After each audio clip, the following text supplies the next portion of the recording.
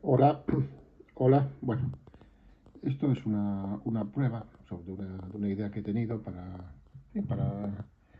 acrecentar el entretenimiento que me proporciona y utilidad que me proporciona el blog, que es hacer un pequeño resumen de la entrada por hablado, y colgarlo con la entrada. He escogido para ello una entrada dentro de mis estándares no de las demasiado grandes, una entrada sobre una sentencia concreta que acaba de salir hace unos días en el CEDOG y que se refiere a una cuestión de interés notarial, porque el objeto del pleito fue la impugnación de un acta notarial de declaración de herederos. La base de la controversia está en que en esa acta de declaración de herederos pues se declaraba como uno de los herederos de una persona a una hija, llamémoslo hija, porque lo era en cierto sentido, o así fue considerada por el notario, que sin ser hija biológica ni haber sido adoptada formalmente, tuvo durante toda la vida de sus padres la consideración de hija, se le dio trato familiar de hija.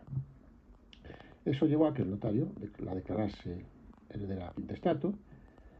como hija y con expreso fundamento en la posesión de Estado. Todo esto fue consentido por sus hermanos. Ya existía una primera declaración judicial, que no se sabe exactamente en qué términos se hizo, en que se declaró también heredera del padre, que había fallecido antes, a esa hija. Pero bueno, en la que se impugna, que es la de la madre, que es notarial, pues el fundamento que se alega expresamente es ese. Y en esa declaración de herederos interviene como requirente el que después, cuando surgido ya un conflicto en la partición de la herencia con su hermana,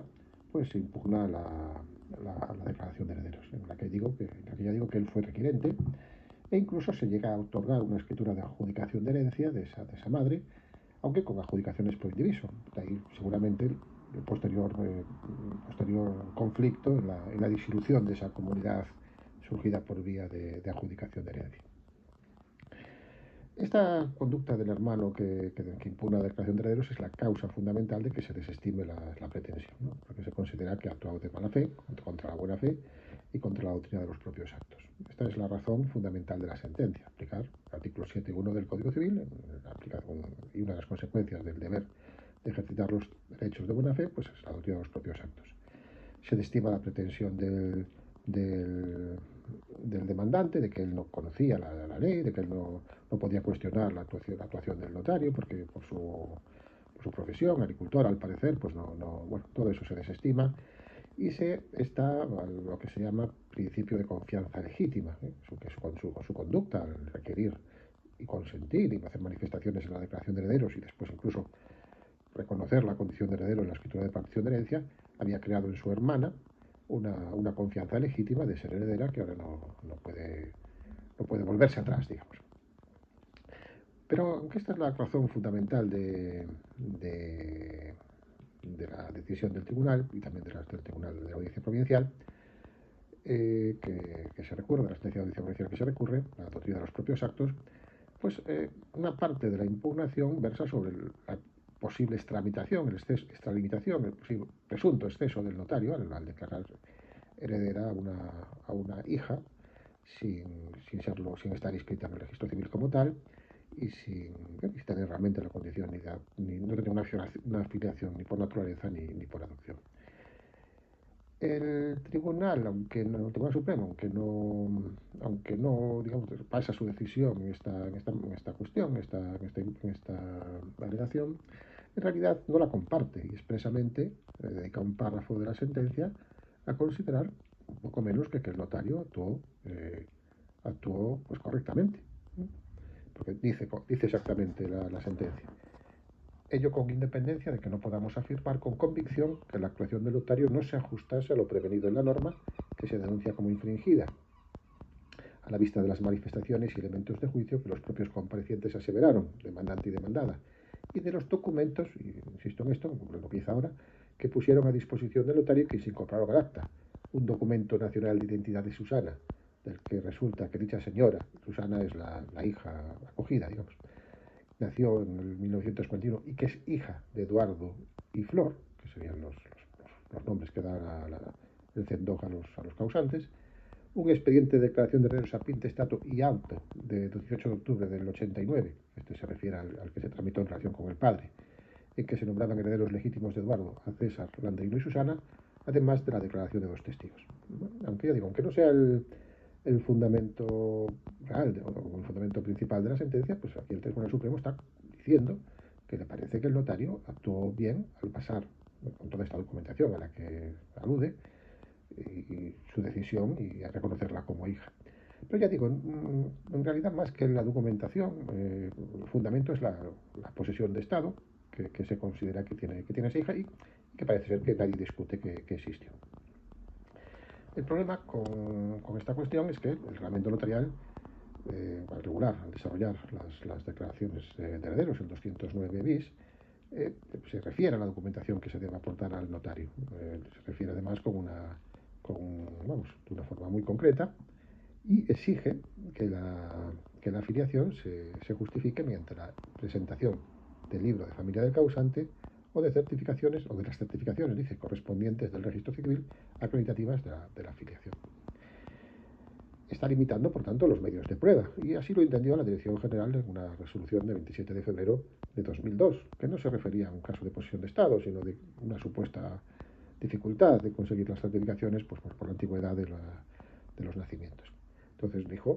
en esa resolución del sistema notarial de 27 de febrero de 2002, que de la regulación reglamentaria resultaba que no se podía justificar una afiliación por otro medio distinto de las certificaciones del registro civil o del libro de familia. Es cierto que esta regulación reglamentaria, aunque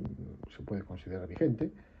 es anterior al actual artículo, a los actuales artículos 55 y 56 de la Ley del Notariado,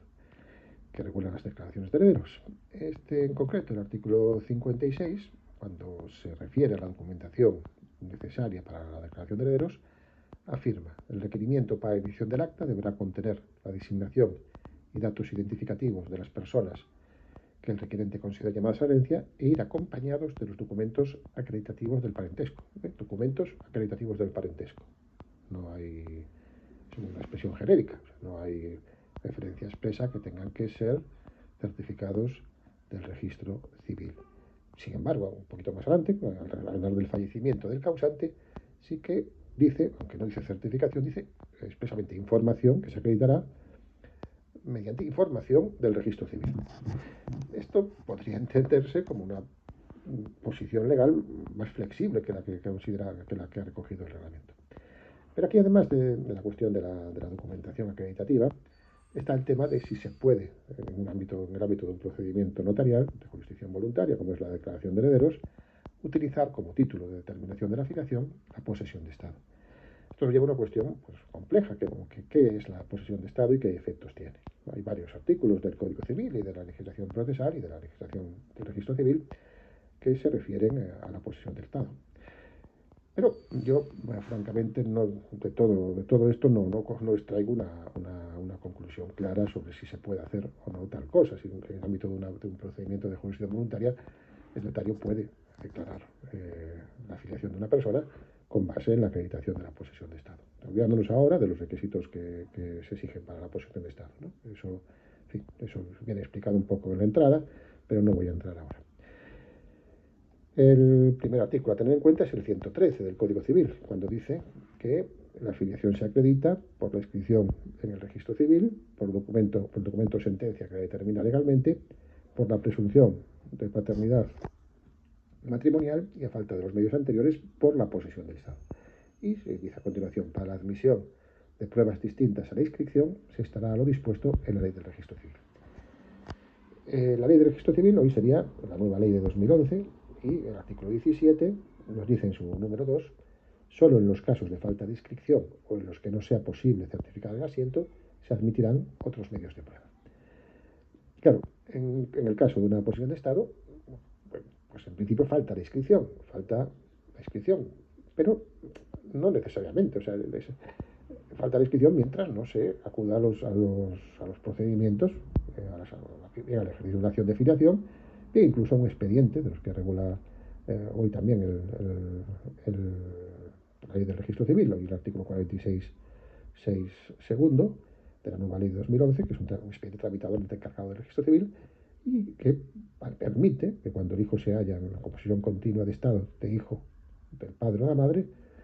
justificada, dice, por actos directos del mismo, del padre o de su familia, se pueda tramitar ese expediente y lograr la inscripción de una filiación con base en la posesión de Estado. Y aunque en principio esta posibilidad existía solo para la filiación no matrimonial, pues en la doctrina se ha sostenido, hay autores que recientemente, autores notariales además, que recientemente sostienen que se puede extender a la filiación matrimonial, como sería la del caso. Entonces, no es que una posesión de Estado en sí no pueda estar, una afiliación derivada de una posesión de Estado o acreditada mediante una posesión de Estado, no puede estar inscrita en el registro civil, no solo que habrá que bien acudir a la ejercitación de filiación o bien pues a uno de estos expedientes ante el encargado del registro civil. Por otra parte, sí que hay dos cosas a tener en cuenta, que la inscripción de la afiliación no es constitutiva, esto lo dice la doctrina y también alguna resolución de la edición general, como la que cito en la entrada, 17 de julio de 2017, sobre el reconocimiento de los efectos que tiene el reconocimiento de un hijo en testamento no inscrito, pues es así, ¿no? La afiliación puede reconocerse, o sea, existe y produce efectos, sin que su inscripción en el registro civil sea constitutiva. Y ciertamente, en el ámbito de las acciones judiciales, hay artículos como el 131 que dan pie o permiten el ejercicio de una acción de filiación con base en la posesión de Estado. Cualquier persona, dice el artículo, con interés legítimo tiene acción para ser declarada la filiación manifestada por la constante posesión de Estado. También el 767.3 de la ley recoge la posesión de Estado como un medio para acreditar la afiliación. Este artículo 131 ha sido utilizado, ha sido planteado en numerosos casos y a veces con éxito en el ámbito de los hijos que se tienen mediante técnicas de reproducción asistida y muchas veces pues en parejas de mujeres, ¿no? Porque es la vía, normalmente cuando la pareja rompe, para pretender el establecimiento de una afiliación judicial. Porque, aunque es cierto que hoy la ley de técnicas de reproducción asistida admite la posibilidad de que dos mujeres pues puedan inscribir una afiliación, una doble filiación materna, pues esto tiene unos requisitos. Tienen que ser mujeres casadas.